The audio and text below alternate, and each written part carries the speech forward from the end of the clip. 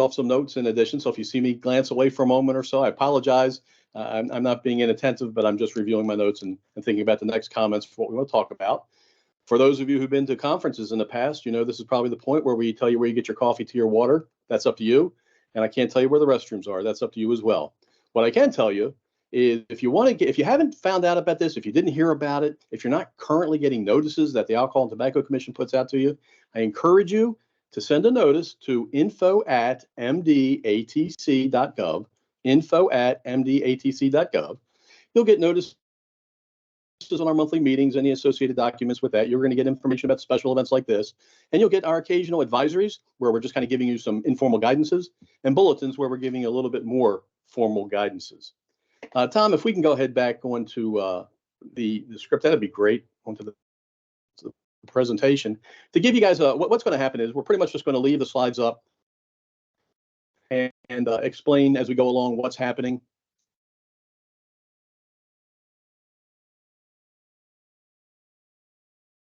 Very open field. Let me talk a little bit about the creation of the ATC. Back in 2019, the General Assembly passed a bill that essentially created the ATC. The idea was to have an Alcohol and Tobacco Commission that would specialize on these two industries and all things concerning them: public health issues, studies, reports, the administration of the industries, the regulation of it, et cetera. And that commission was scheduled to kick off in July 2020. Enter COVID. General Assembly, realizing that was going to be an issue during the 2020 session, postponed it for 6 months until January 1st, 2021. And the ATC did then start to find itself, to get its legs under it and become a commission.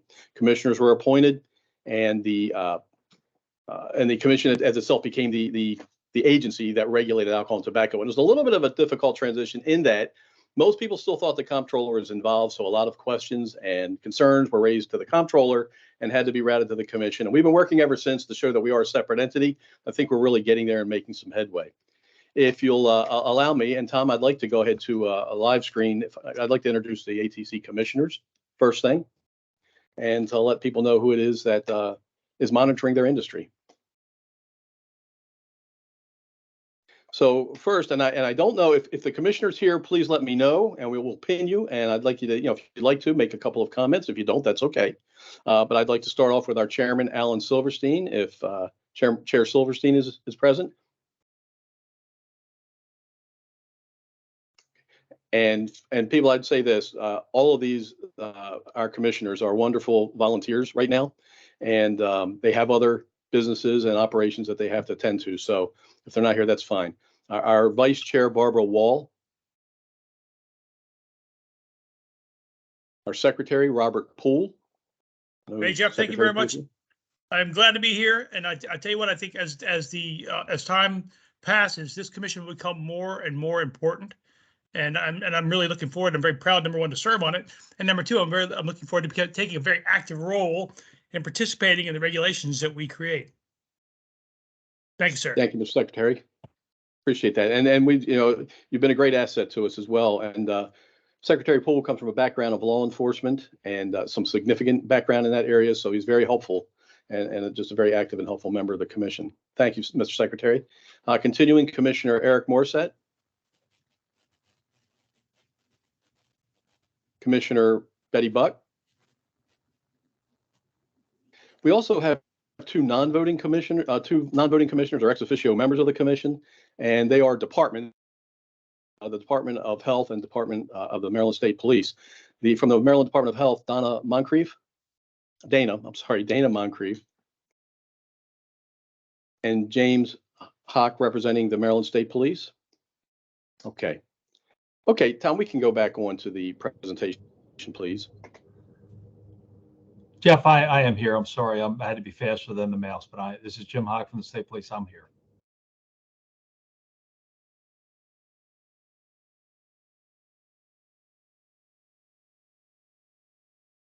Please,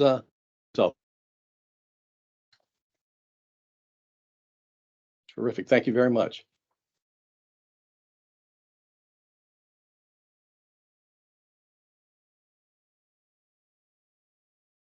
And thanks everybody for bearing with us. It used to be a time where we would say, please put your cell phones on mute or silence them or turn them off. And now it's a matter of bearing with us as we are able to transition from one format to another. It's amazing we can do this.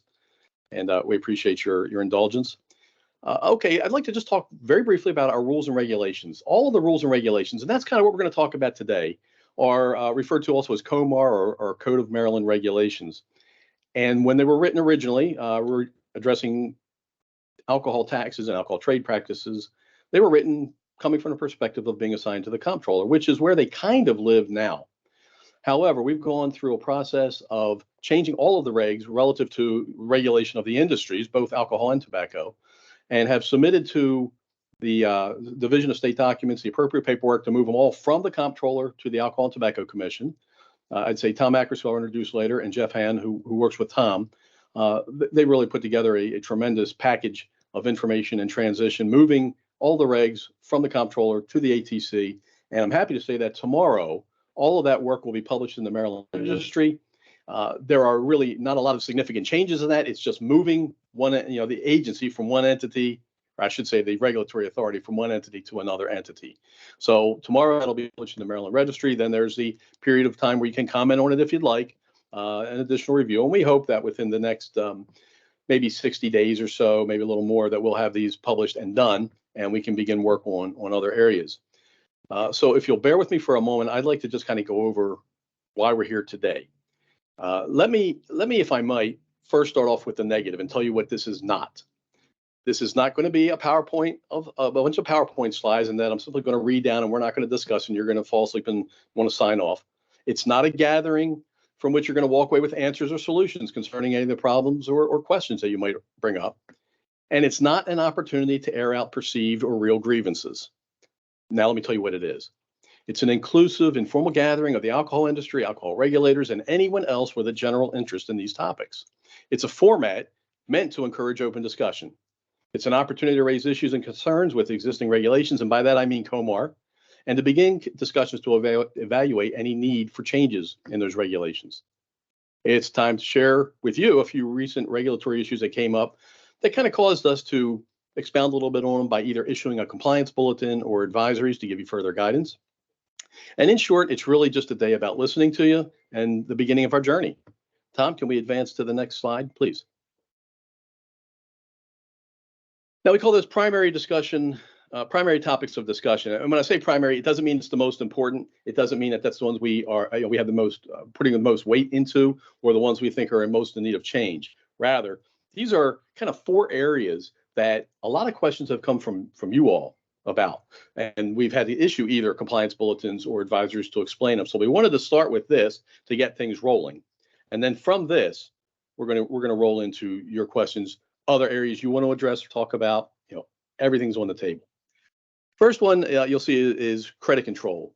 Now, we haven't issued any advisories on credit control, but that has been, I mean, I've been with this in doing this kind of work for over 20 years, and as a director or executive director for over 15 years. I apologize for the background noise.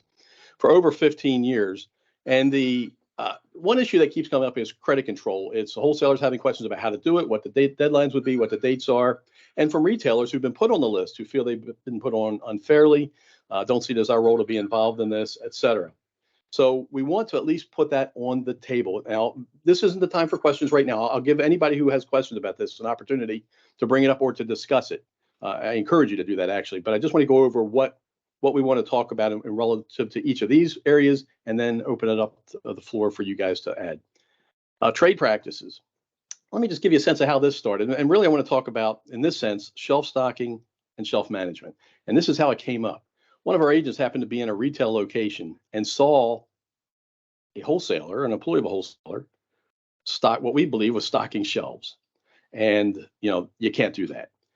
And that led to us putting out some advisory saying, hey, you got to be real careful what you're doing, and you can't stock shelves, and here's the regs about it. And we expounded on a little bit, and that generated more questions from our wholesalers. One of the things that's great about the Maryland industry, and even maybe more so than nationally, is first, our different tiers get along for the most part, which is not the case nationally. And those of you who are involved in any national platform know that. And more, what I've found is our tiers want to comply. Generally speaking, they want to comply. True, they want to use every square inch of the playing field that's available to them, but at the end, they want to comply.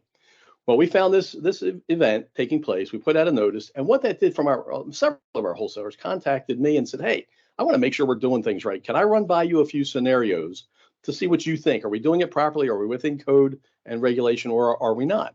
And so as a result, we spent some time on this. We developed an alcohol compliance bulletin that we published because we think it was a serious enough issue, an important enough issue, that it needed to be addressed at that level.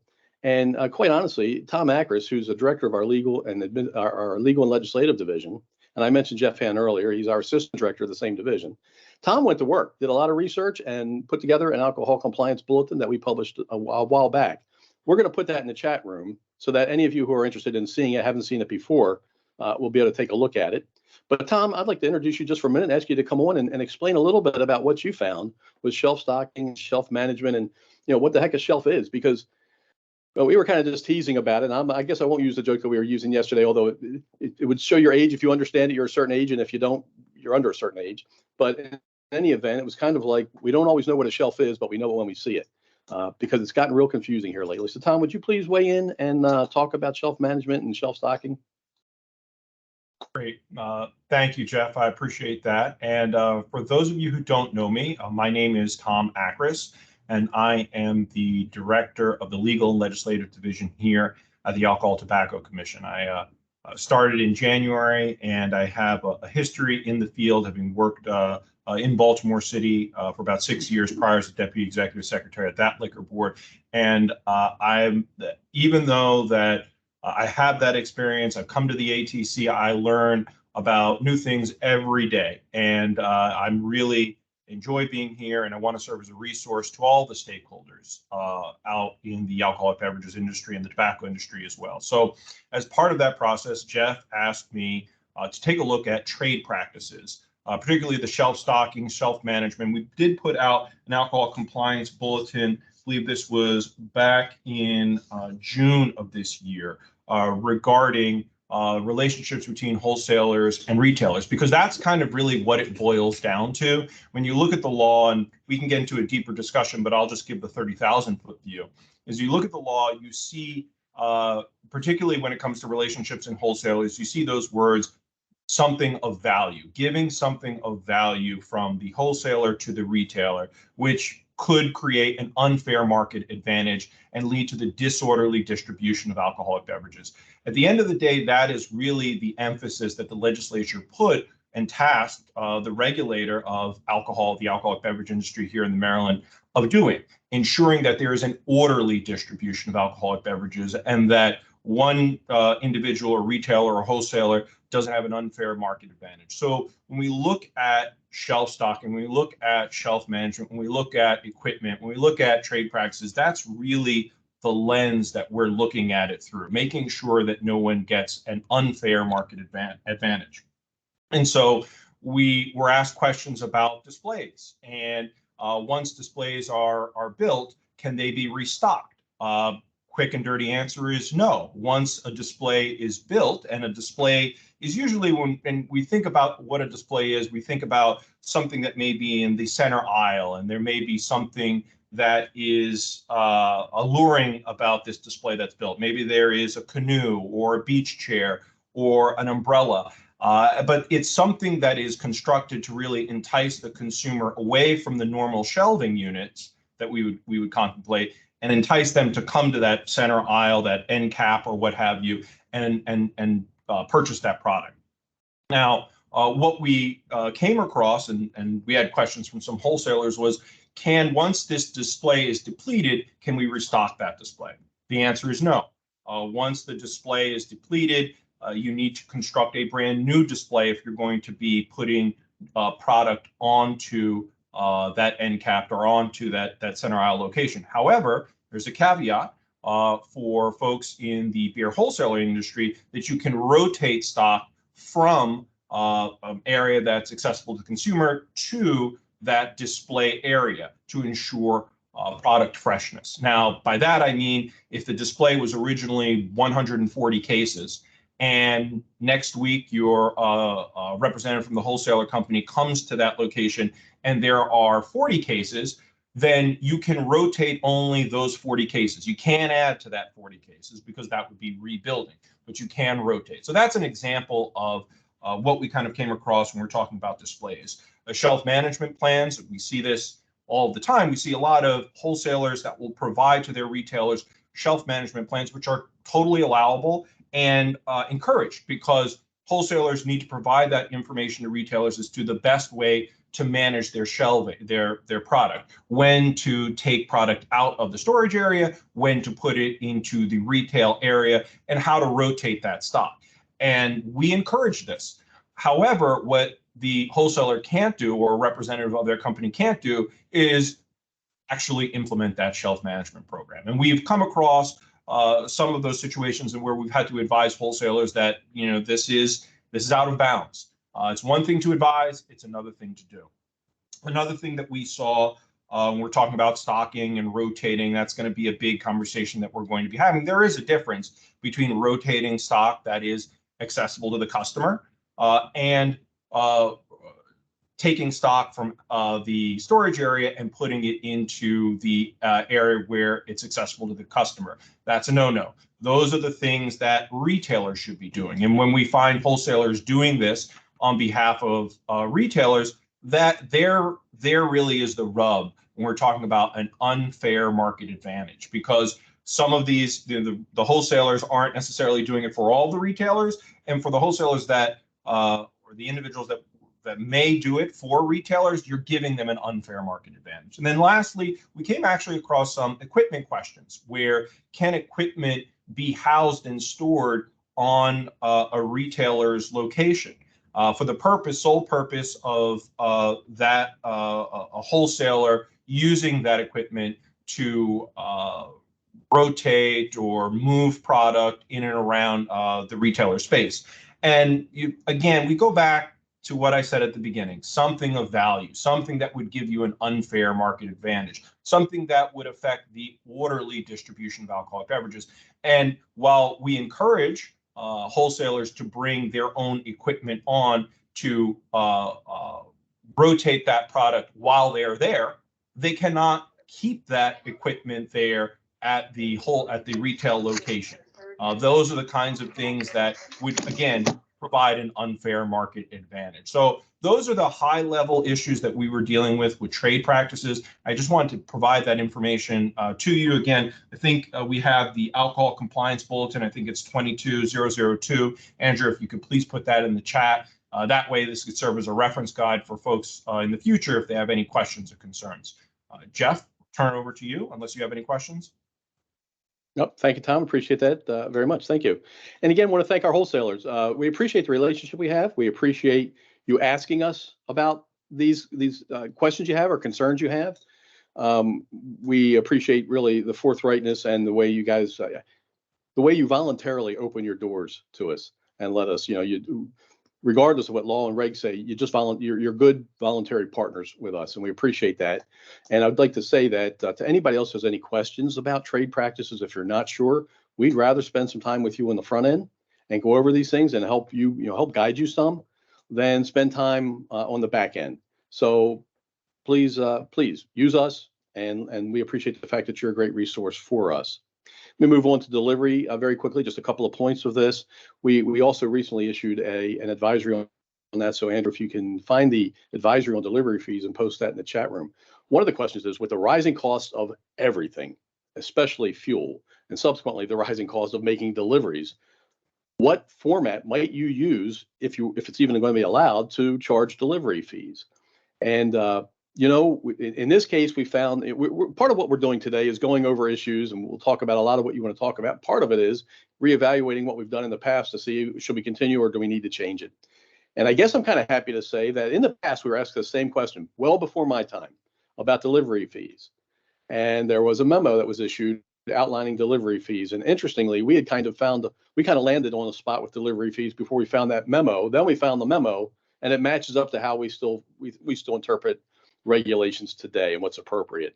So we've more or less in our advisory kind of republished the ideas in the original memo about delivery fees, what you can charge, what's fair, what's not, how they have to be built in, about notifying people, informing. We've just kind of restated that. So some of you have been around for a while are going to notice the advisory looks very familiar to a much older memo that you saw years ago. For some of you, it might be new, but that reflects our past and still current position on charging fees. And another issue I want to bring up about deliveries is how important it is to stay in touch with all levels, all tiers of the industry and your regulators. Last year, last legislative session, there was a bill that, among other things, would have allowed Class A retail establishments to essentially become wholesalers to other retail license holders. And that was driven because of a real or perceived conflict with wholesalers and retailers and accessibility to the product. And there's a whole lot of reasons accessibility came up. Getting that the workforce hasn't been as strong as it was in the past, getting that there's increased expenses for making deliveries, and maybe some of them had to be reduced or having larger quantities required before delivery is made.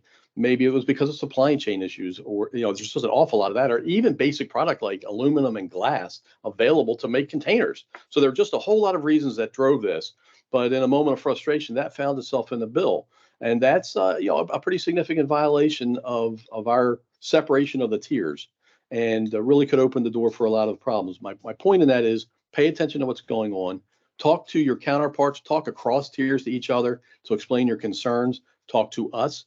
We would always rather be involved on the front end of your bill drafting of any ideas or concerns you have, so that we can help you. And I'm really speaking to my regulator partners largely here, but also industry.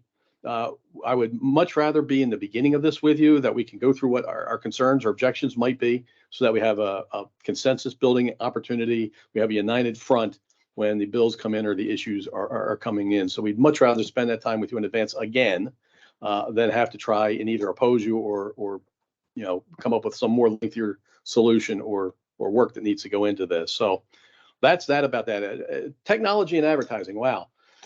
This is really interesting. Technology in the past, technology was a lot of wholesalers had print shops and they made banners and flyers, and in the cases of beer products, you could kind of sort of personalize them. Of course, spirits and wine, you can't. Maybe it was umbrellas. Maybe it was any number of things that people could see what sale was going on, or an opportunity to advertise a brand, and then maybe in some cases an event. Enter technology, even more so now. Social media came along, and now what does that look like? So we like to say that we've kind of entered from the physical world to the virtual world, and truly it's still a blend of both. But we're figuring our way through this as best we can, and we know you guys are too. So again, recently we've issued an alcohol control bulletin. Andrew, if you could find that on social media, and please post that in the chat as well. That may be helpful to give you some guidance. It's certainly something we might want to talk about because it's very different. It brings up things now that weren't possible before. Real-time advertising, real-time location information. So we certainly would ask that we continue that discussion, at least, if nothing else. And also, Andrew, if you could, and I didn't mention this to you, so I'm kind of blindsiding you. We recently put out an advisory. It might even been the last one we put out, that gives a list of email addresses, getting into the advertising stuff to help you along with where to get permissions for certain advertising or events you might be holding, or packaging requirements. We put out an advisory that talked about a lot of things, but also included a bunch of email addresses, so that hopefully you'll know where to best direct your information. And while I have you on that, in the past, we're advancing too.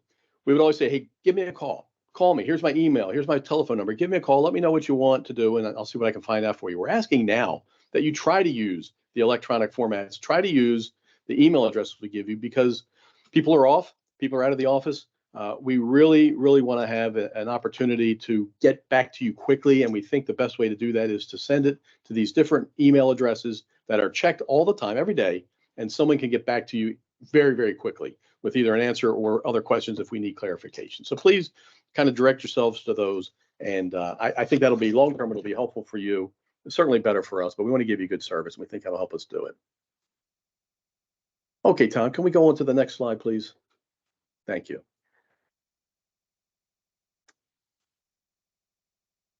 Okay, now here's that's what we wanted to cover relative to issues we've come up with recently and we think are important, and we either want to give you a chance to weigh in on them, or we wanted to have the opportunity to explain what's happening with some of these in instances where we put some documentation out on it.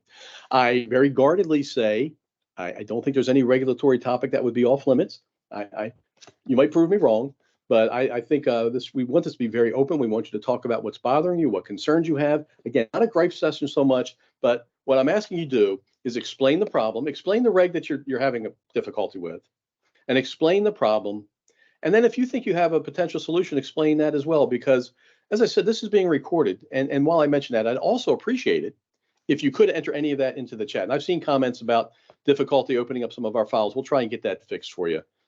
Sorry about that. And again, technology, we're working our way through it, but we'll try and get that stuff fixed for you so you'll have an opportunity to see it.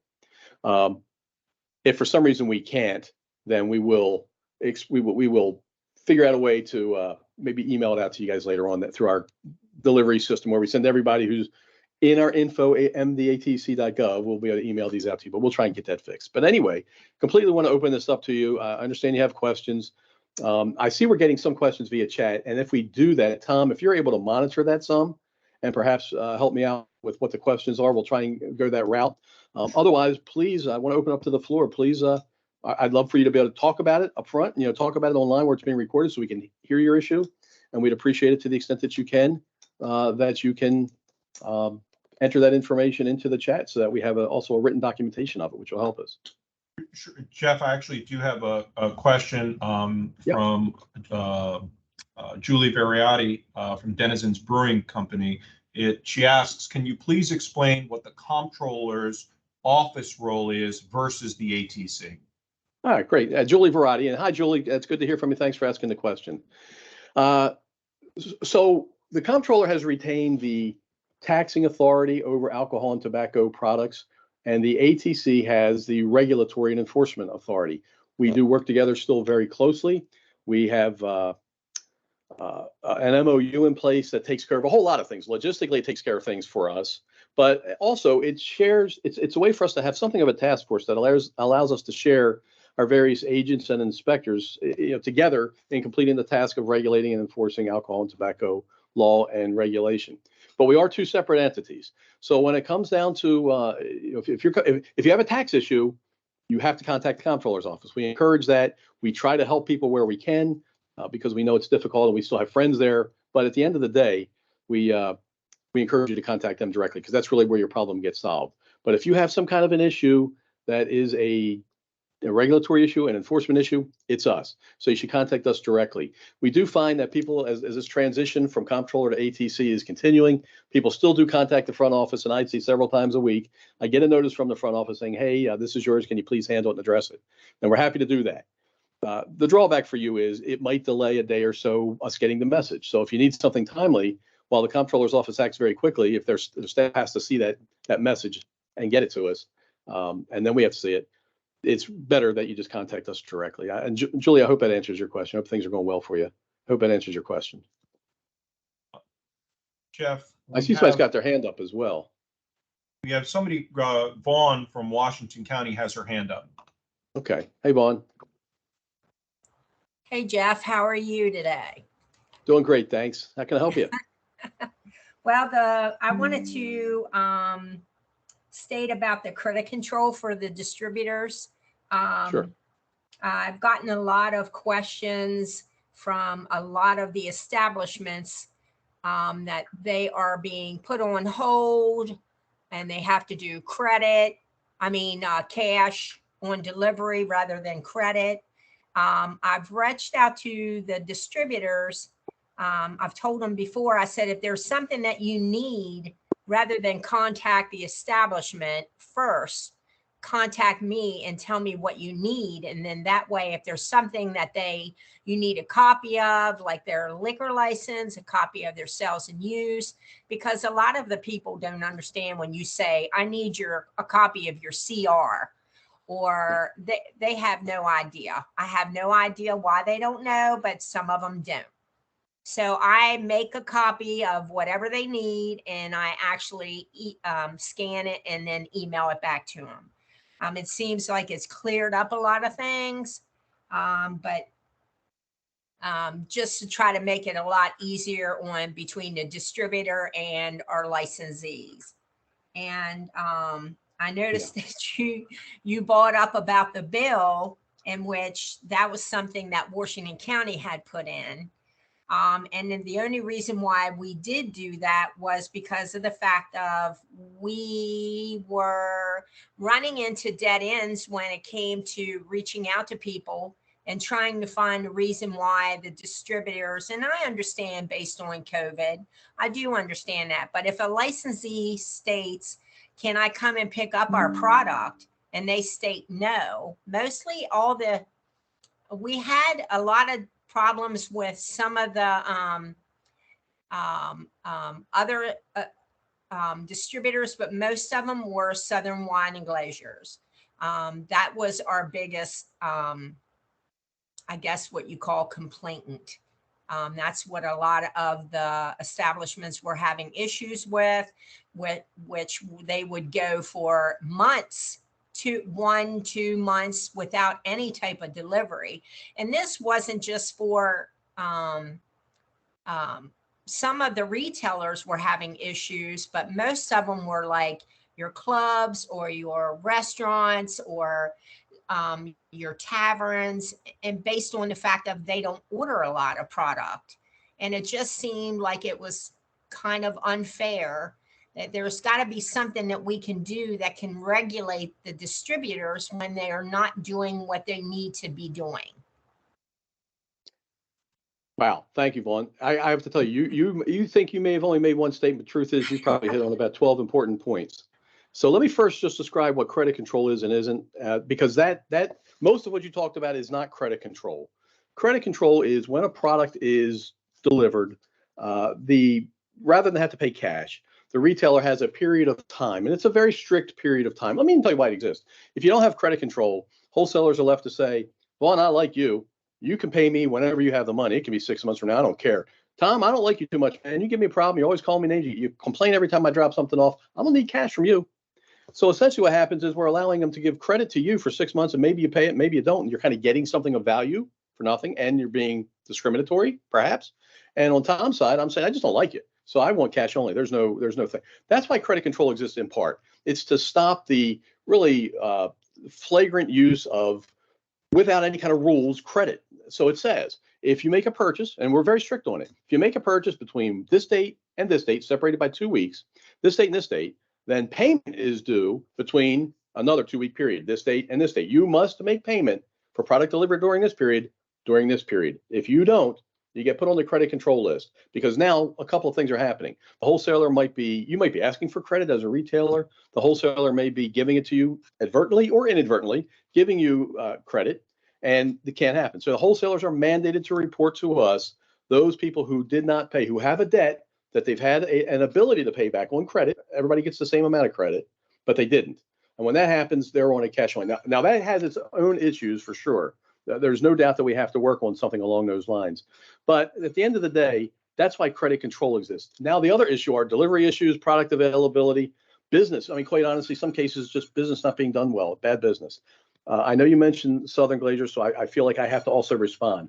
When you talked about that, we contact, whenever we have an issue or complain about a wholesaler, somebody from our office always contacts the wholesaler, because we have that relationship where we can pick up the phone with somebody who has enough authority to make changes to fix things and say, hey, here's a problem you have, you better take care of it. In the case of Southern Glazier, we actually mentioned that to a very senior person in that industry, in Southern Glazier, in that business. He came to Maryland, and we laid it out.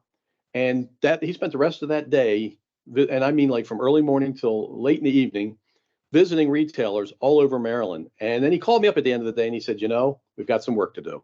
He said, we've got to fix some relationships, and we've got some work to do. So I guess what I'm saying is, one, you guys are great advocates for your retailers. I understand that, and you should be. And actually, I appreciate it, and I know they do too. And your complaints, your concerns didn't fall on deaf ears. The wholesalers heard what you had to say. They heard it from you. They heard it from your retailers, and they heard it from us, and have been working to make life better, to try and make things better. It's not always easy to make that big turnaround, but they're working on it. I appreciate your advocacy for your retailers. And I wasn't singling out Washington County with that bill. I was explaining what can happen when we don't pay attention to problems. So thank you, Vaughn. I appreciate that. Jeff, I see Amrish had also raised his hand as well. And he had a question, but he has raised his hand when Vaughn mentioned the credit control. Amrish, are you still there? Yes, I'm here, gentlemen. Thank you so much. Good morning. And I appreciate your time in doing this. This is a very important summit for the stakeholders in the alcohol industry in Maryland. Jeff and Tom, we have discussed this multiple times in personal conversations, but one of my issue, and I understand why credit control exists, what the logic behind it is, but it create real issues for retailers. For example, I think you were talking about us as one of the retailers, which the executive from Southern Glacier visited that day. Our issue with Southern Glacier, and repeatedly so, has been, orders would be created. We wouldn't even get delivery of those orders, but those invoices will exist somewhere in their system. And we will be told that we will be listed. Now, ever since we have had that conversation, our account has kind of gotten cleared out. In the past, we owed some insane amount of money to Southern Glacier. As per my records, we didn't. And this creates chaos for the retailer, because the retailer doesn't know what that specific invoice is for. I haven't received those goods. Why do I owe that money? The second practical issue in this, and this recently happened with our establishment, is 2 weeks ago, we sent, not 2 weeks ago, 2 list bills ago, we sent a check to a specific vendor. They called this past Monday at 11 o'clock in the morning and said, your check from 2 list bills ago, we haven't received it yet. By 2 o'clock this afternoon, if we don't get the check, you're going to be listed with the state. Now, the issue this creates for us, retail establishments like us, is I am hearing this only on a Monday at 11 o'clock. They're giving me a 3-hour window. At this point, I don't have an option but to drop everything I'm doing and run a check over to their office. Otherwise, I'm going to be listed, which means I will be on cash on delivery with every single wholesaler that delivers to me. Now, those deliveries start Tuesday, Wednesday, Thursday, Friday. So depending on how much time it takes for the wholesaler to process my payment, even if I drop it off before 2 o'clock in the afternoon on Monday, depending on how much time it takes them, and depending on how much time it takes them to communicate with ATC, and then the ATC removing the flag, this might take a couple of days. And for those couple of days, my life is a hell. And this has not happened just once or with one wholesaler. This has happened multiple times with multiple wholesalers. With that said, I will tell you that we have moved on to paying online with whichever wholesaler we could, but there are still wholesalers out there that don't have that facility of taking online payments. And so this creates a real process-related issues for us. Thank you, Amresh, and thank you for a couple of things. One, for sharing this with us, and for sharing this with me and Tom a while back when you did, and for sticking with it. And for those of you who don't know, Amresh owned a store recently, one of the ones that the gentleman from Southern Glacier happened to stop by after he left our offices, and coincidentally happened to see a delivery take place right then and solve some of the exact problems that Amresh is mentioning. And Amresh has been in the business for, I believe, if I'm not mistaken, a couple of decades, and has largely managed to avoid the complexities and issues of the list. And just recent factors have happened, not necessarily his own doing, that have caused this. So he really played a large role in coming up with some potential solutions for credit control. Now, to make sure that I adhere to one of my promises that I made in the beginning, I can't offer you a solution today. You're not going to walk away with it, but we understand the importance of this, and this is absolutely something we want to continue, and we'll talk about how we're going to do that later. But this is absolutely one of the issues we want to carry forward and talk about some more, because it is a constant, under the surface, bubbling issue. We get it. We aren't sure how to fix it yet, but we do want to have a very robust discussion about it and see if there aren't ways to make it a little bit better without necessarily abandoning the program, but maybe making it a little bit better or more fair. So thank you for before. Thank you again for attending today and really underscoring what this issue is. Hey, Jeff, just, I know we've got a couple people that have raised their hands, but I also have a couple questions from the chat box, and I Sure. figure we can go back and forth, Yep. chat box and then raised hands. So Great, I've got a great. question from Chris Turner regarding alcohol taxes. Is there a primary point of contact at the comptroller's office that you can share?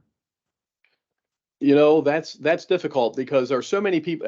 Let me back up and say, thinking that the comptroller has about 1,100 employees, and the area that deals in taxes is one of the largest of the divisions. It's like either the largest or second largest division in the comptroller's office, hundreds of people. So it's hard to give you a point of contact. What the comptroller's office would recommend, and if somebody else online wants to help me fix this, if I say it wrong, please do. And I'm thinking Lisa. The comptroller's office has an entire division related to taxpayer services, and they ask and it's staffed by, it could be 100 people, give or take. I don't want to speak for them, but it could be that big. And their goal is to take the variety of tax questions and concerns and then help you figure out where you need to be and ultimately direct you to the appropriate people. So I can't give you a contact. We don't have a direct contact to give you that. We just don't. Thank you. But we do a lot of stuff electronically. So, through emails and whatnot, and that's how we get some resolution. But it all starts really with the comptroller's taxpayer services. Lisa, if I'm wrong, please pipe in. You don't have to say anything if I'm not. No, you're correct, Jeff. Even with us, when we want to contact anyone about taxes, they will give us the taxpayer service phone number. Yeah. That's where it all starts. Yeah. But thanks for bringing that up. And I'm going to tell you another important point. When you do call them, when you do contact taxpayer services and you have a problem with what you know is a tax problem, make certain you tell them this is a tax problem. It is not an alcohol regulatory problem, because here's what will happen often. They'll hear you. You'll say, I have a problem with my alcohol return. They'll be thinking it's an alcohol regulatory issue, and they'll forward you to us. And then you'll get frustrated when we say, we'll answer your call or your email. I promise you that. But you'll get frustrated when we say you're going to have to contact the comptroller because it's a tax related issue. So you'll save yourself a lot of time and frustration and headache if, when you first call taxpayer services, you say, this is not a tax regulatory issue. I have an alcohol tax problem, rather not an alcohol regulatory issue. I have an alcohol tax issue. I need to speak to somebody about my taxes or a return that you have to. So please make certain you say that, really to give you best service. It just cuts you out from being misrouted. Jeff, I've got one more question from the chat, and then we'll go back to the folks that are raising their hands. I think this one's a quick one. Has the ATC hired more agents? Looking for one in Southern Maryland to partner with, from Wayne Magoon. Wayne, thank you so much for even just saying that. I love the fact that we talk about it. Yes, I'll say this. The governor's office, and then subsequently it was followed through by the General Assembly last year, our first year of actually being able to submit our own budget, very generously gave us an additional 7 agents. I hear you about Southern Maryland. We fill in when we can, where we can. We do have somebody who's kind of responsible for the area, but I know you want somebody that you have their phone number, you call them up, and they're right there because they're there every day. We will be. We received 7 new agent positions and 1, I'll say, civilian position for some internal work that we're doing. Actually, I say internal work. It's going to be somebody who's going to work with Lou Berman. I mentioned Lou in the most affectionate way because when I mentioned him, you all know Lou, I'm certain. He's going to be getting some more help. So that's the additional civilian. We'll be getting 7 new agents. Just to give you a sense of that, 3 of those agents have already been offered jobs. 2 of them start in 2 weeks. 1 of them starts in 4 weeks. And for the other 4, we needed to just create another eligibility list. So we have an announcement out. Actually, we had an announcement out. We've got, I think, 25 candidates who meet the qualifications, and we'll be conducting interviews this month with the hopes of hiring them very shortly after that as well. So we hope and expect to have our 7 agent positions filled within the next, say, 2 to 2.5 months. Well, maybe 3 months because of the background investigations and whatnot. There's a lot more to hiring them. But yeah, real soon. We did get extra people. Thanks for asking that and for keeping that, front and center as a talking point, as an issue. Appreciate it. And hopefully we'll have somebody in Southern Maryland real soon. Great. Next is, and we're going back to the raised hands. I've got Jim Spiropoulos. Jim? Hey, Jim. Good morning, everyone. So my comment is twofold. So there's particular retailers, and I'm not picking on the retailers because they really can't control this situation, but we've almost established a 4-tier system where smaller retailers are going into these larger retailers and purchasing product largely because they can buy it less from the large retailer than they can get it on a case one or a smaller case deal. That's a problem in itself. The second part of that equation, though, is ultimately the larger retailer is then given the bonus of those higher sales and receiving what I believe a fictitious amount of the allocated goods that we all are struggling to get. So to me, I'm not sure what the answer is. Obviously, the smaller retailers that are going into these larger establishments, and it's very well known that this is happening.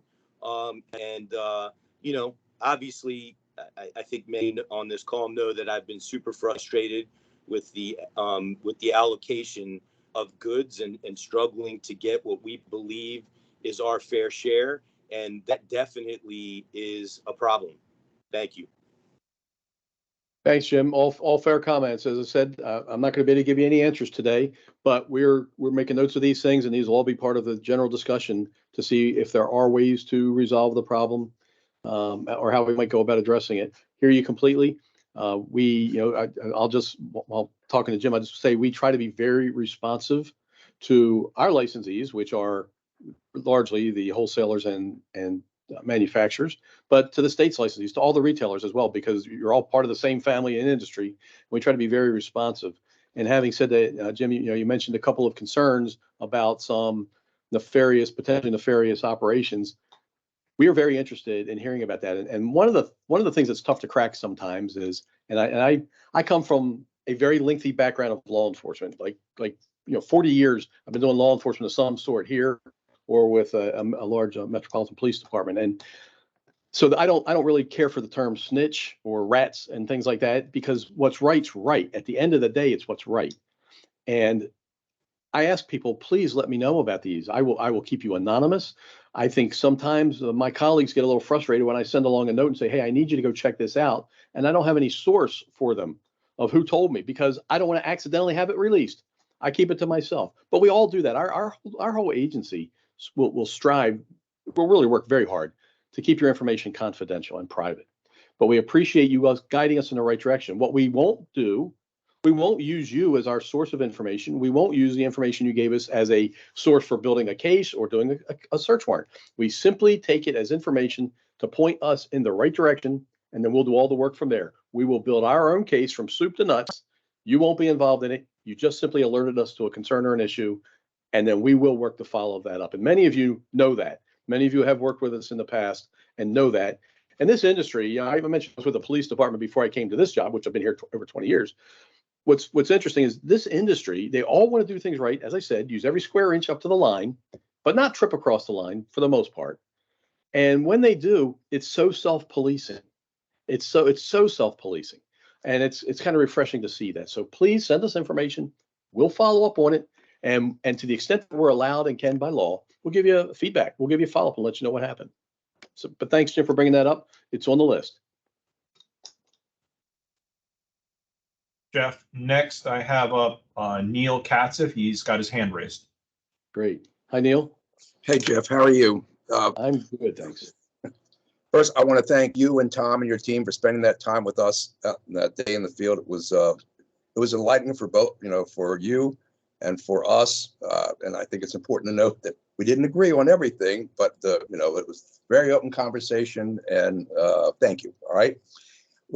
We're not looking for answers today, but we would like to hope that the panel would consider those things that because right now is it within the spirit of the law or the letter of the law, and that's that vagueness creates issues for us and creates issues for you as well.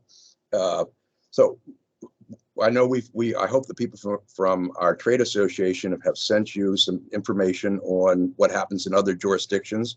But I would hope that when the panel, one of the things that comes out of the panel is that we get at least a list of these things are acceptable, these things are not. So it's not left to another trip in the field with you all to decide this was right or it wasn't right. And I know it's tough. It's like what are good business practices from the standpoint of a wholesaler and his relationship to the retailer versus what's predatory. And so it's exclusion, a competitor is excluded from selling product in an account. I don't know how you clearly define that. I know it's troublesome, but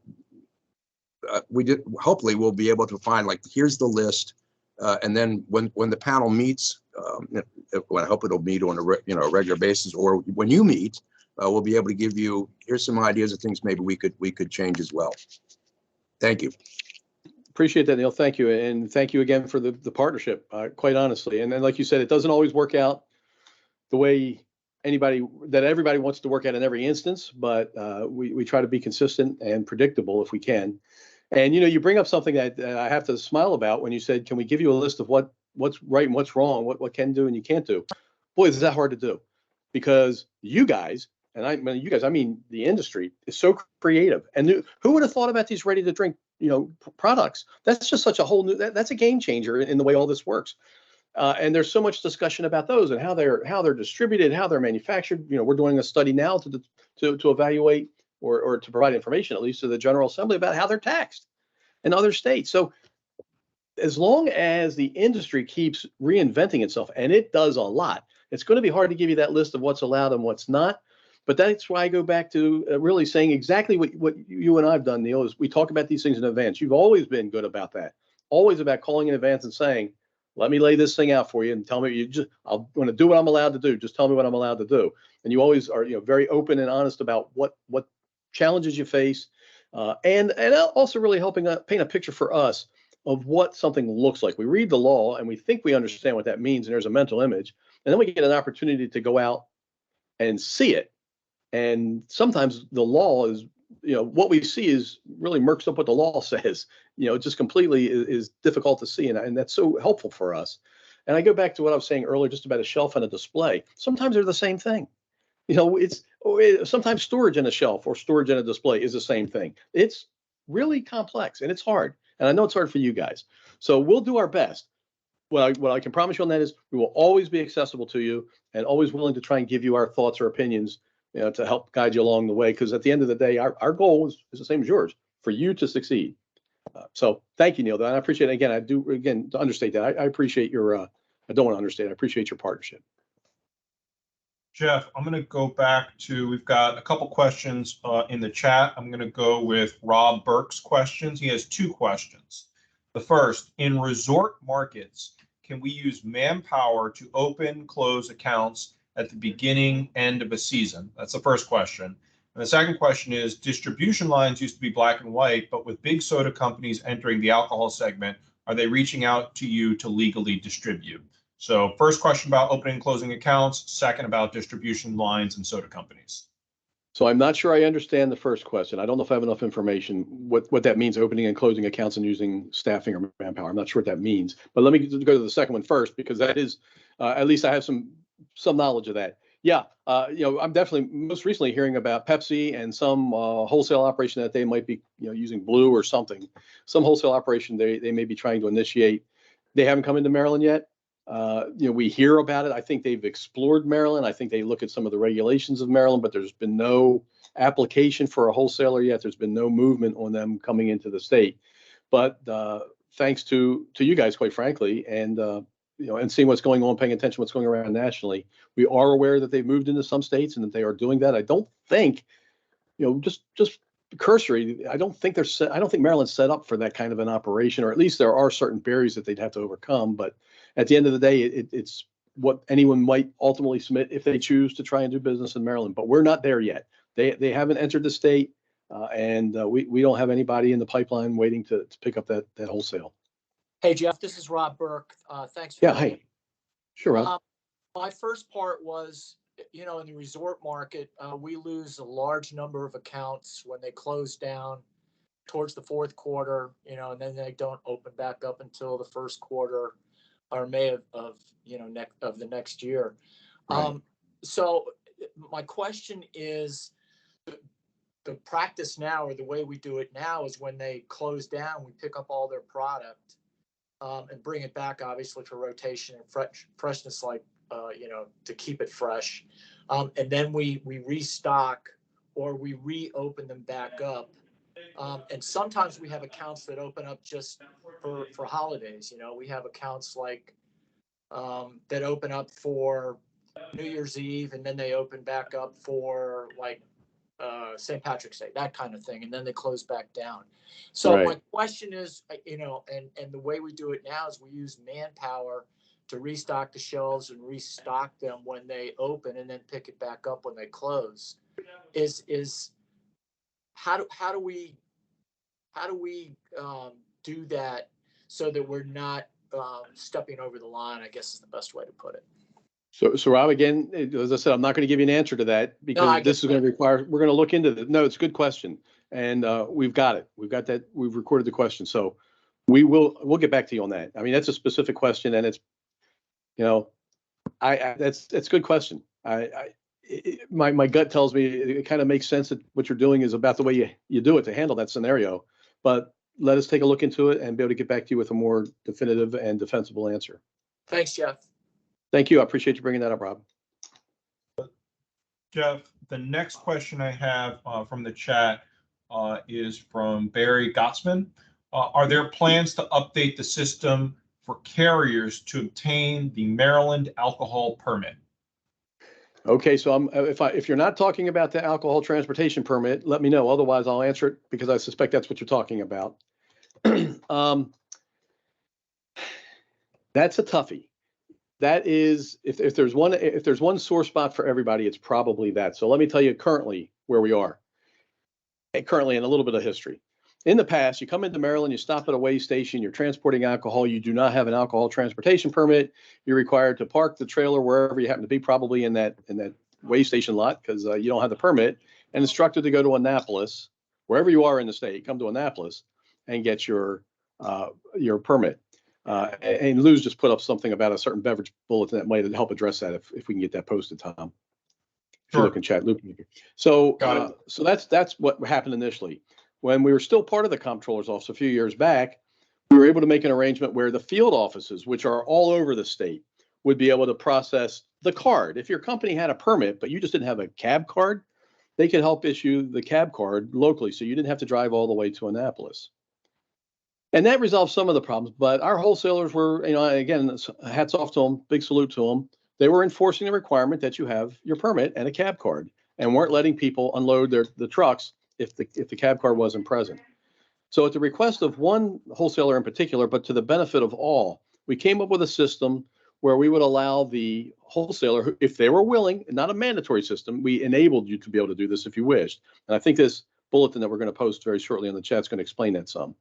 If you wanted to, as the wholesaler, you could help that transaction by providing a copy of the application to the trucker, just printing it off, online, or having copies at the office. They fill it out. Then, on their behalf, you would mail in the application to our licensing unit, and in doing that, you would tell us. And this is, this is where it got tricky. And there's this procedure for it that's laid out. But you would collect the fee. And many times it's $10 for the cab card, or it would be $75 plus 10 for the permit and the cab card, so $85. They give you the money order. They give you something that's cash equivalent. You would be acknowledging that you have that you would send that in to us within some period of days with the original application. You fax us a copy of their application and the statement that you have the money. We would issue a 10-day, I think it's a 10-day provisional permit to them that would be good for that period of time, which would allow them to drop their load off with you today and finish anything else within the next 10 days, while the actual permit that we would get from you would be processed, and then a permanent license would be issued, a permanent licensing card would be issued and mailed off to them. So it's not that was the greatest thing in the world, but the intent was to try to alleviate the wholesalers from losing product when a trucker didn't have the appropriate permit to drop off the load. We appreciate our wholesalers enforcing that requirement. It's difficult. I'd love to see us get to a point someday where it can be electronic, where you can order your permit online, where you can have an electronic digital image of it, and that is your permit. We're not there, but maybe we'll get there. That is one thing that we are always looking at how we can improve it. I think ultimately getting digital is the way to go. We're not there today, but it's a really good question. Thank you. That's Jeff Kelly. I don't know what his exact title is. If you're not, I mean, just may I remind folks, if you're not speaking, could you please mute yourselves? And I've it's got Executive Director of the Alcohol Tobacco Commission, if that helps. I've got another question. I don't see any hands raised, so I'm going to go back to the chat box, Jeff. Sure. I see a question from William Kephart. Are there any regulations for a third-party tobacco licensed retailer to set up a countertop humidor and sell premium cigars at liquor store establishments? Can you repeat that? Let me say what I think I heard you say. Are there any provisions for a third party, I'm going to say OTP seller, to put it in our terms, who's selling premium cigars, any provision for them to set up a humidor in somebody else's business, in this case, an alcohol retailer? Correct. And I guess so, almost by contingency, or just use it as floor space they don't have. Correct. That's what the question asks. And We'll I've got, and it's, since it's Mr. Gephardt, if there's William Gephardt, if you're still on with us, if you want to flesh that out a little bit more, please feel free to unmute yourself and clarify. And absent that, this is one we'll have to look into and get back to you. But I think when you say third party, I'm hoping that you're talking about somebody who lawfully possesses an OTP or other tobacco products retailer or tobacconist retailer license, first of all. But this does require a little looking into. I mean, first blush, I'm not sure how an alcohol retailer who doesn't possess a tobacco or OTP or cigarette or tobacconist license, which I'm sure they don't, is able to have any kind of tobacco product for sale in their establishment, but that's first blush. Okay. We'll move on to the next question. I don't see any hands raised. So the next question I have is from Mr. Bruce Hinton. Is there a way to have the ATC enforce credit violations for beer in the 5 counties that allow terms similar to wine and spirits? We'll get back to you. Again, first blush, my gut response is I am only aware of one county that has a credit control policy for beer. And that's established through statute, not through regulation. My guess would be, since so much of how that's determined is in statute and law and not in regulation, it's probably would require a change in law. But we'll nail that down and get back to you and let you know. Good question. I've got a hand raised by Randy Barnhart. Hey, Randy.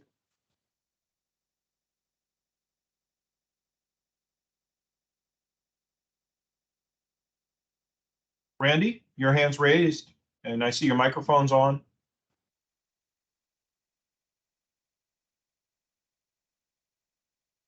All right, maybe we'll give Randy an opportunity to review his mic.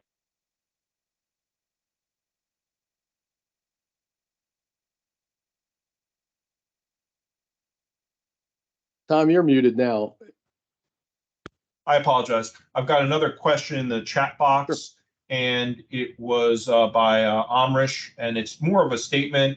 It says, I hope and pray that the ATC looks closely and critically at all applications for a retail establishment license in excess of 10,000 square feet. Whether we like it or not, some of the retailers' humble opinion is it does affect an orderly distribution of alcoholic beverages in the state. In some cases, as Jim mentioned earlier, creating a 4-tier system not intended by the ATC or the state.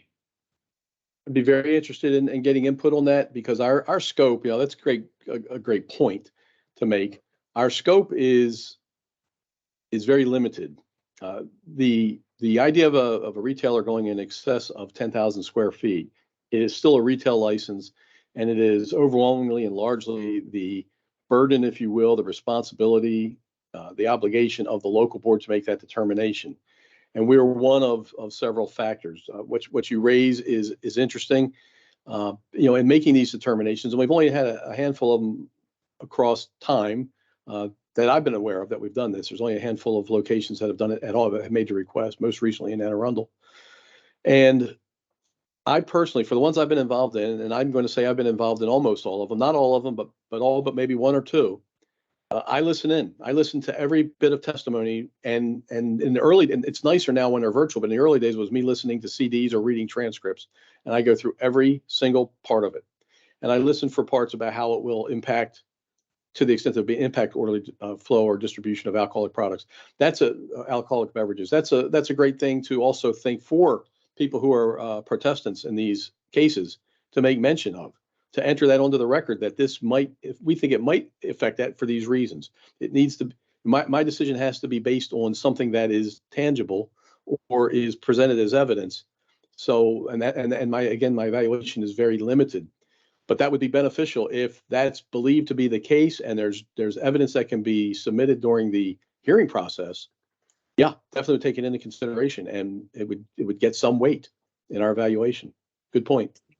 Thank you, Jeff. And if I may, if you don't mind, Tom and Jeff, to add to my comment, I think in our personal conversations, I've also mentioned this, where a larger retail store or a larger retail establishment has the ability to go to some of the Napa cellars and buy pallets and pallets of a specific wine, which small retailers don't. So in our conversation earlier, we were talking about fair trade practices across the board for all retailers.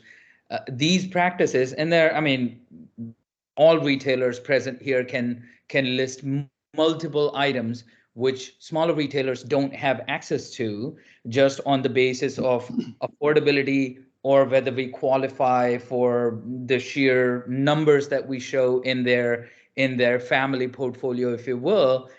We don't get allocated those items, but the larger big box stores do get allocated those items. We don't have access to these elite wine clubs that these big stores can go to and buy pallets and pallets of wine at a specific price.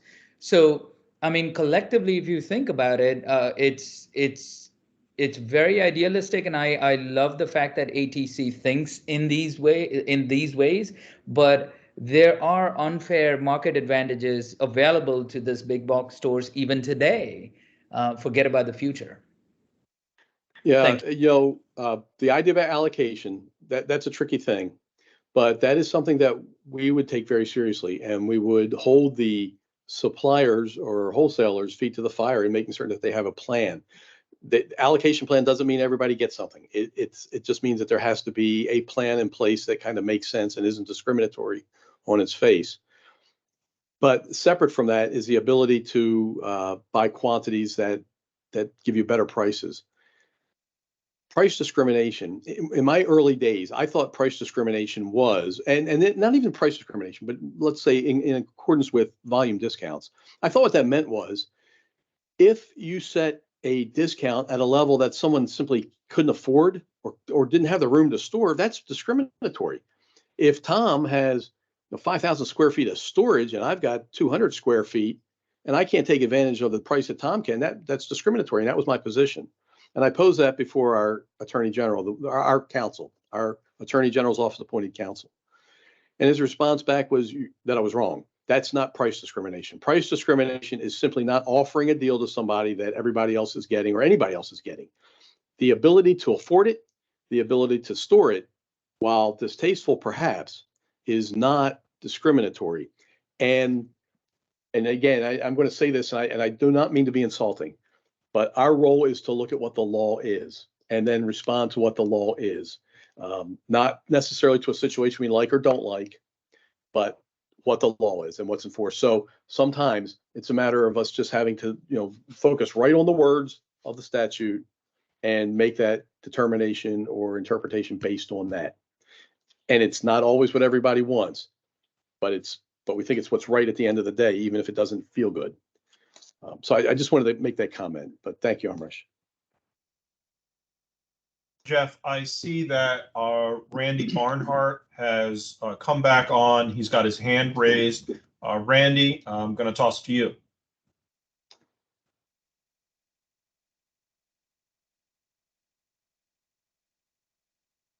I still don't hear you, Randy. Jeff, are you hearing something different? No, not at all. Okay. Yep. Unfortunately, Randy, just not coming through right now. I don't know if we want to come back, check back in, check out, and then check back in. But I'm going to move on to a question that we have here from Sunny. Okay, great. Where can we find information about the roles and responsibilities of wholesalers and retailers on out of code product? Also, what is the regulation, if any, about wholesalers sending short dated product? So are we talking beer or wine and spirits? I mean, because wine and spirits are treated one way and beer is treated another. And we talk about dated product, with the exception of some of the ready to drink stuff now that's relatively new and maybe is dated. Largely, beer is the only product that was really dated. Wine and spirits were not. So I feel like I might need a little more information on that. It's a question raised by Sunny. I see Sunny is still on. Sunny, can you unmute yourself and please clarify? Hi, we're here from Sunny's Fine Wines and Liquors, and yes, we're really talking mainly about beer. Okay. So what is your concern then, Sunny? I'm sorry. If we could just dialogue about it. Well, a lot of times what happens is, and I think this COVID played into it more, is we would get product that goes out of date quickly. And when product comes in, and a lot of product comes in, we don't have time to check the date on every piece that comes in. And so then you find yourself with a very short timeline to get that product sold. And then somebody saying, I'm not going to take that back. We're paid for it. Nobody's going to buy it because it's out of code. Right. So I guess who gets left holding that hat? Boy, that's a great question. And this is what I think is accurate. And I think Lou Berman's probably online, and I may ask him to correct me after I say this wrong, if I do. But I don't think we have a role in the span of time that you have of current or in-date product to be delivered or sold. Our role is really in regulating what you and the wholesaler may do with product that is either nearing expiration or expiring. In some instances, my understanding is that there's a bigger issue between the contractual obligation of a wholesaler to a supplier, and that the supplier kind of dictates to the wholesaler, we don't want out of code product in the stores, and if there is some, we expect you to remove it. So my point being, that sounds like that should hold you harmless. It shouldn't make you fall victim to having out of date product. It should be that you have a protection from the supplier by way of the wholesaler to take out of date product from you. I believe in some instances wholesalers might take out of date product, not out of date, close to out of date product, and then move it to a business that has a higher turnover where they can get, so there just isn't a loss, but they can move it more quickly while it's still in date. I know I'm not answering your question really very well, but I don't think it's an ATC issue, something that we can impact. I think it is an issue largely between the manufacturer and the wholesaler, and the manufacturer's demand that the wholesaler not let out-of-date product get into your store. That doesn't relieve you of a headache of having to pay more attention to the dates and move stuff around, yourself, so you don't feel like you're getting out-of-date product. But at the end of the day, I think the wholesalers would pick up the out-of-date product. Having said that, if the manufacturer doesn't demand it of the wholesaler and there's no contractual obligation, that may not be happening. I'm sorry, I can't give you something better than that. It's a good question. I just don't know that I can help you more. No, that's fair enough. That's all I needed. Thank you. You bet. Thank you. I see Lou Berman's on it. Lou, did you have anything to add to that?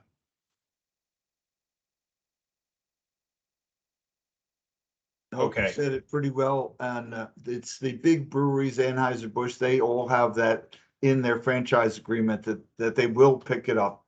So you call the brewery rep and they will send somebody out.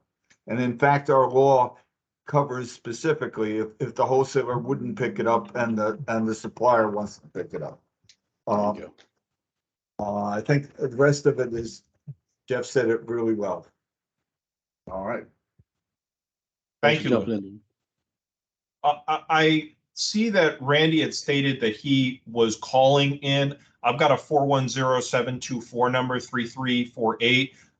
That may be Randy on landline or cell phone. So I'm gonna, if that 410, I'm gonna see if we could unmute him. Andrew, could you unmute that line maybe that's Randy, to give him an opportunity to ask his question.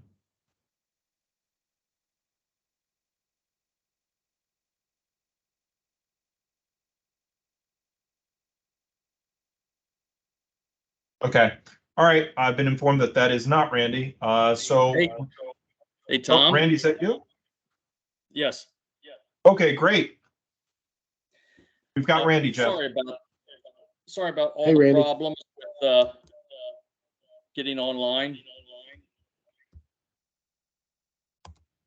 Go ahead. We hear you loud and clear, Randy.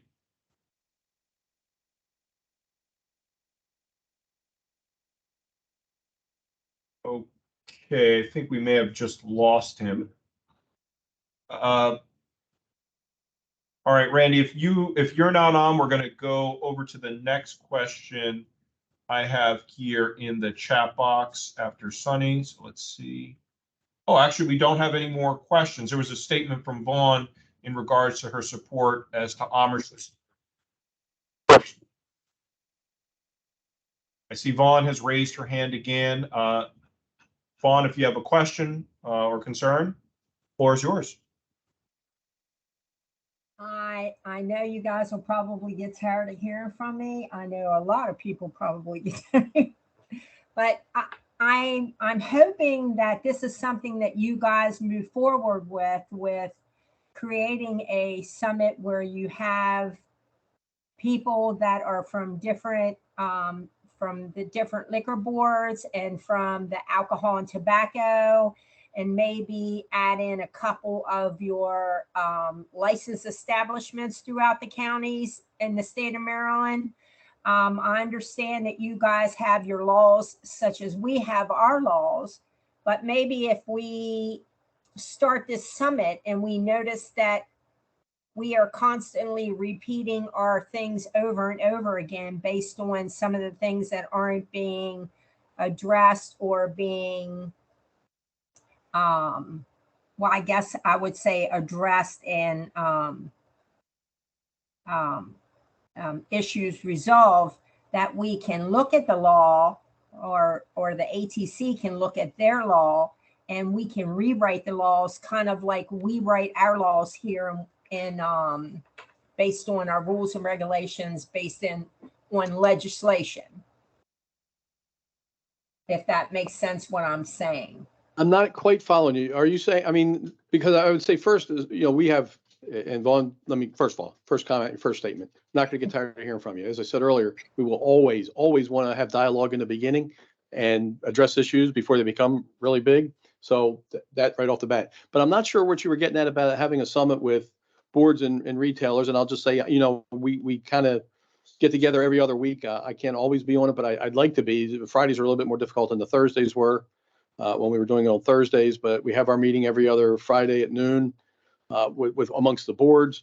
And now that our staff is getting filled out a little bit more, I usually, if I'm not there, somebody often is. Lou or Jeff has been a couple of times. Tom has been.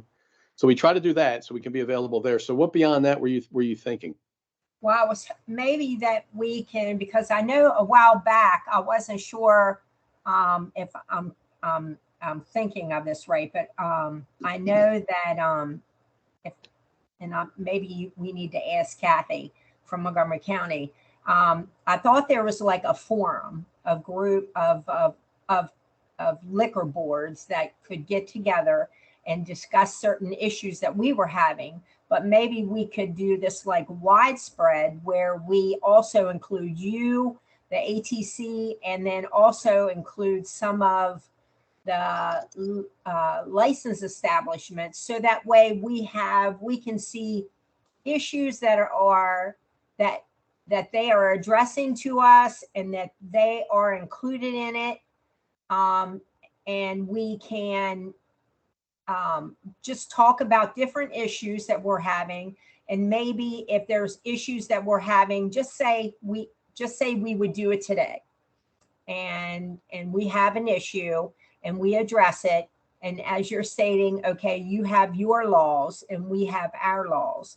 So maybe if the issue isn't being addressed and resolved, that we can address it again. And if it's still not resolved, then we can start looking at our laws to say, okay, how can we change this to make this better for everyone, but still maintain a structured law?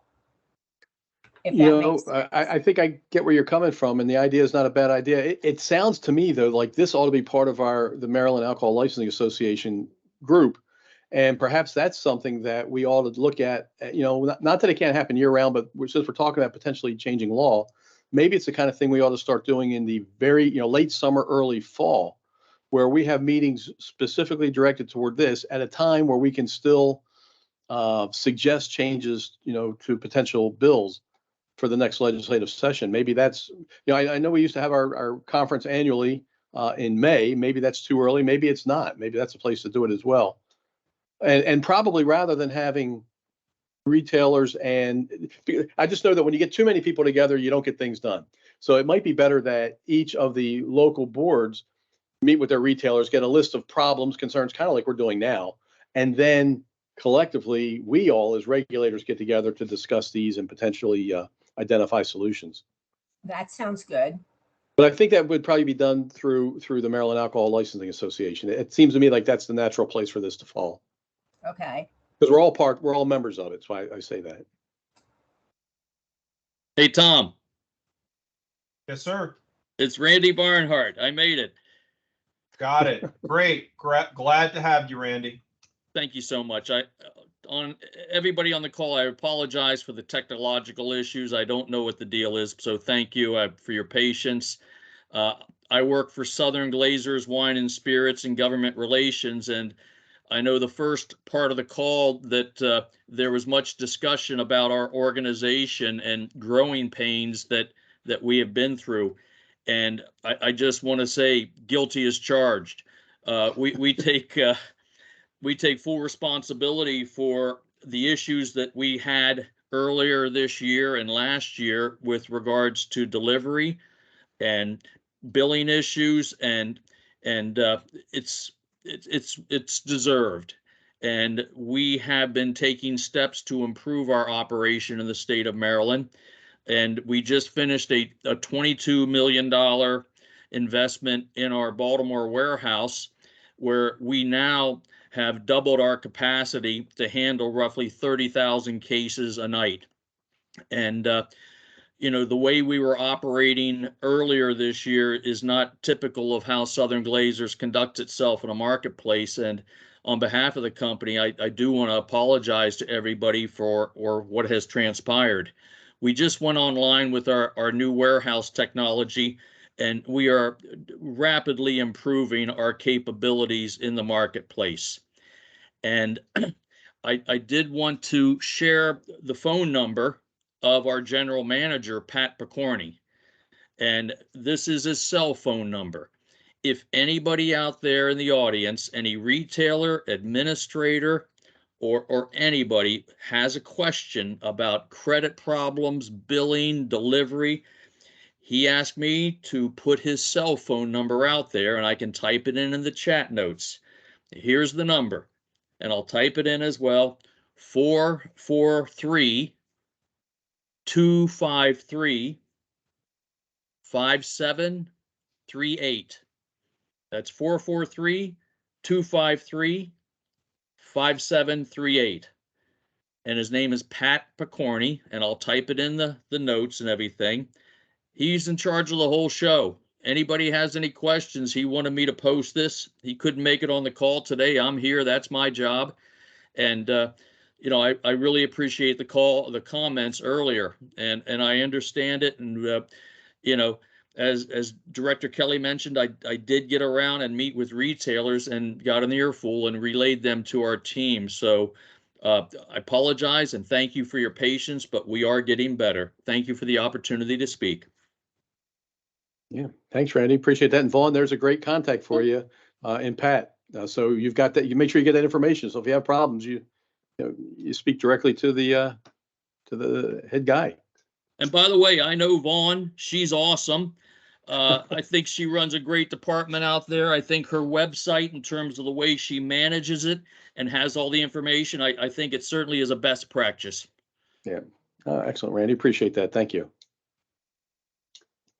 Jeff, I do not see any more questions in the chat from any participating members. I'm now looking at the team's list, and I don't see any other hands raised to discuss. Do you think now would be an opportune time to go on to next steps? I'm just going to say last call. Last call before we go to the next, before we end our open floor discussion. Last call. This is Randy Barnhart again, and I have a couple comments I'd like to make. Oh, sure. And besides the operational issues, and you might say, geez, Zooks, you got a lot of nerve bringing these things up after what has transpired, and I suppose that would be a fair comment, but you know, I really appreciate the opportunity that you folks are all giving us with this summit, and it's great. And there's a lot of people on the call, and I'd like just to make some suggestions regarding Comar for future discussions and this stakeholders group. That's why we're here. Sure.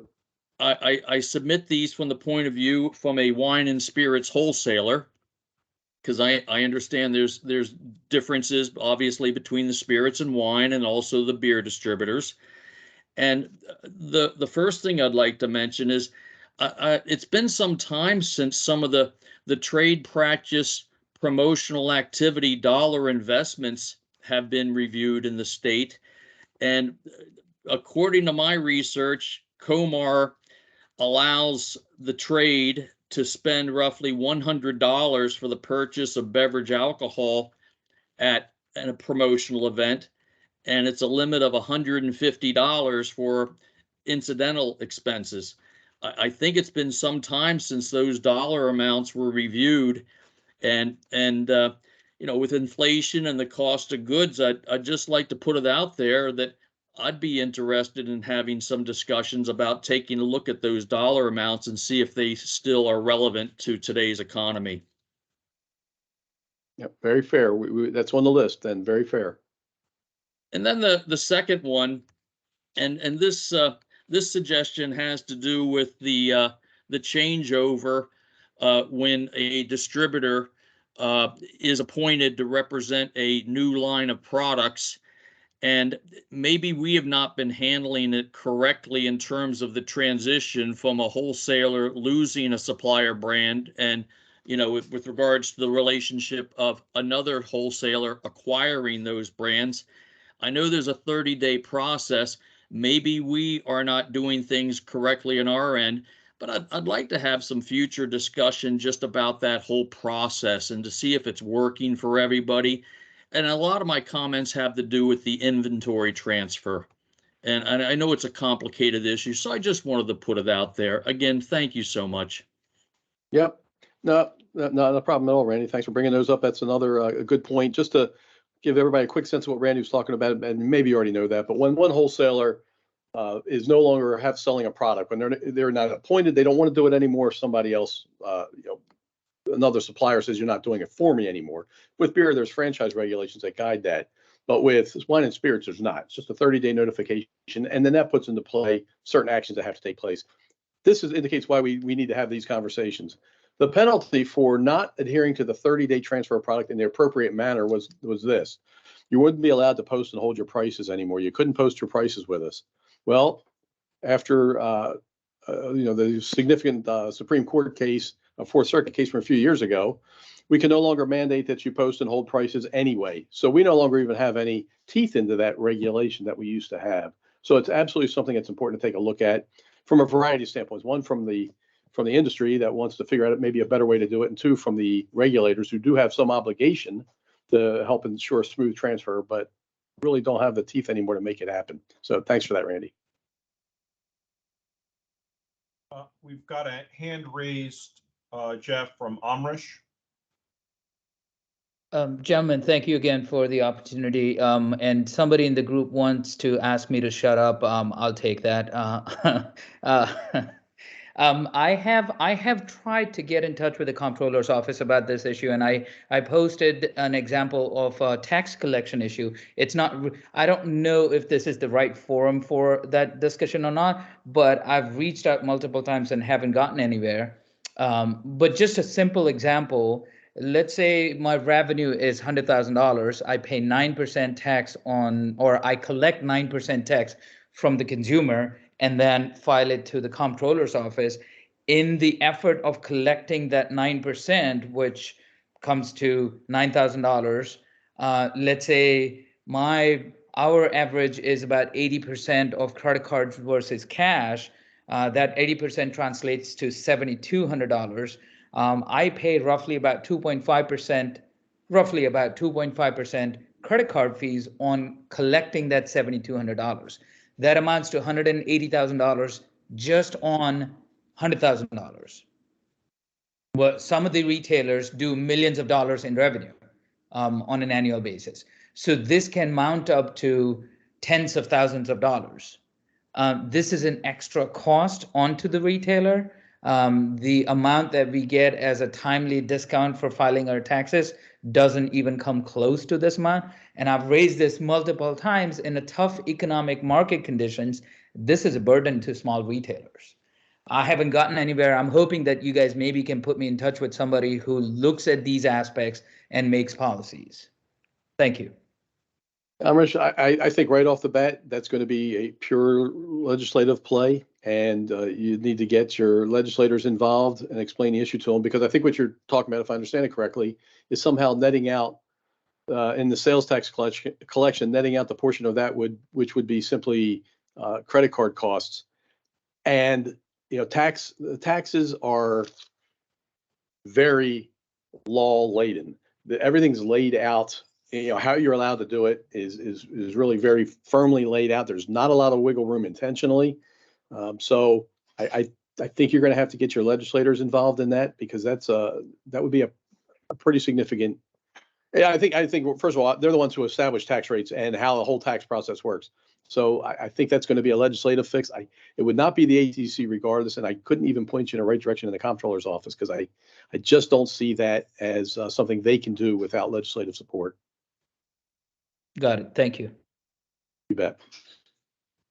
Jeff, I'm looking at the questions. I don't see any questions okay. in the chat box. I'm looking. I don't see any hands raised. So if you want to make the last call again, we can make the last call. Well, let's just go ahead to the last slide, and then there's one last chance that you can send us in something. We'll show you some contact information at the end.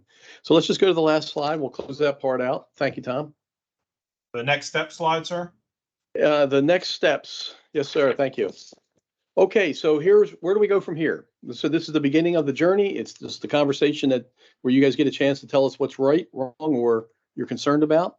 We're recording this program. We've got the chats as well, and we're taking some written notes. So we believe we've captured everything that's been brought up, and we will address. In some instances, it seemed like the questions were specific to your operations. We will try to get back to you personally when you put them in the chat, and we know who you are. We can find you. We'll try to get back to you personally about those. And at a macro level, we will take all of these discussion points, and we will try to encapsulate them into a document and share it with you. So again, just kind of restate what we think we've talked about here today. And we'll include also those very specific questions that were maybe local questions, but we'll include those as well with the appropriate responses, so everyone will see it. So even if we can't find you and you asked about a point, it'll be in this document ultimately, which we'll post on our website. And we will probably distribute by way of our Gov delivery system, which requires you again, last commercial, requires you again to subscribe by letting us know you want to be a part of it at info@mdatc.gov. So those are various ways you'll find out what we all just talked about, and then begin to find out if there are specific answers. We'll include them there. Begin to find out what some of these resolutions might be. Yeah, Vaughn, I see it. It's info, INFO as an information, but just info at MD, as in David, ATC.gov. So it's MD Maryland ATC, Alcohol Tobacco Commission.gov. And Jeff just put it in thanks, Jeff, just put it in the chat as well. So so beyond that, we're getting back to what's going to happen next. Beyond that, we are going to work in the next couple of weeks to establish a work group. Thank you. We have, good Lord, we still have over 80 people, I think, online here. And I know it's more than just ATC because we don't have that many employees. So thank you very much for getting on. We had probably close to 100 in the beginning, if not more. And we've maintained a nice level. So thank you, Sonny. I appreciate the comment. It's our pleasure. So we're gonna work over the next couple of weeks to establish a work group. What that's going to look like is representatives from the different tiers. It might be trade associations that represent in mass some of the tiers. Probably we'll go there first and try and get a representative from each of these trade associations. It will be from our fellow licensors, our fellow regulators will be part of this as well. And then we reserve the right to have a couple of at-large positions should there be any elected officials who are interested and want to be a part of this. This is going to be a work group, though. This is about working. So whoever decides they want to be a part of it, we're going to be working. Just want to put that out there as a warning and also a promise. So trade groups, fellow regulators, and then a couple of at-large positions for just people who may be generally interested. It might be members of the public who have an interest, who want to be a part of it, whatever it is. But we'll try to keep this down to a very manageable group. So don't get your feelings hurt if you aren't a part of this. Try to get yourself represented, but don't get your feelings hurt because we can only do so many if we're actually going to make anything happen. Having said that, the results might be that we come up with any number of changes or suggested changes. The results might be that we've looked at this every which way from Tuesday and think there's no changes required and there'll be nothing done. But that's the range. The last time we made any significant changes in Comar like this was over a decade ago.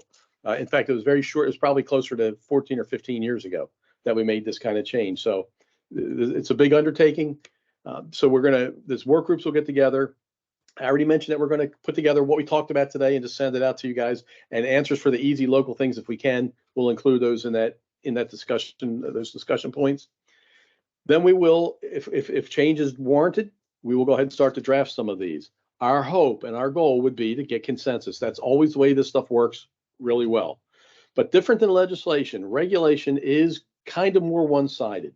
So when these amendments are made, we're going to ask you to hopefully buy into it in the beginning or through consensus, come up with something we can all agree with. If we can't, but the likelihood or the overwhelming majority thinks we should move and we would concur, we still may move forward, even though some might object to it. We still might move forward, but you still have another opportunity to weigh in. And that is if we move forward, and once these are published in the registry for the evaluation period, you'll have like a 30-day period of time where you can comment on this. Now, again, I don't want to mislead you. The comment period doesn't mean change period. It means comment period. We take your comments, we evaluate them and see if it makes sense to change. If it makes sense to change, we start all over again in doing this. If we think it makes no sense to change, we continue on.